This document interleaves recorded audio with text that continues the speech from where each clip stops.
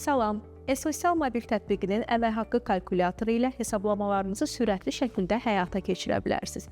Əmək haqqı kalkulyatorunun interfeysi intuitiv, eyni zamanda istifadəçi dostudur. Bununla da rəqəmsal bilik səviyyəsindən asılı olmayaraq hər kəs rahat şəkildə hesablamaları həyata keçirə bilər.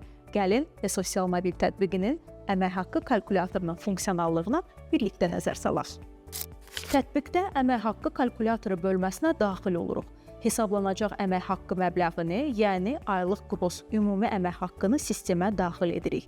Sonrakı addımda iş yerinin statusunu seçirik. Bu seçimlər arasında dövlət sektoru, qeyri-dövlət sektoru, neft sektoru, qeyri-neft sektoru və ya rezident kimi kateqoriyalar mövcuddur. Bu, hesablamaların düzgün aparılması üçün vacibdir. Çünki hər kateqoriya üzrə fərqli vergi və digər tutulmalar tətbiq oluna bilər. Daha sonra vergi güzəştlərinin məbləğini təyin edirik. Son addımda əmək haqqından tutulacaq digər faizləri və ya məbləğləri, məsələn, sosial sığorta, icbari sığortanı əllə daxil edirik.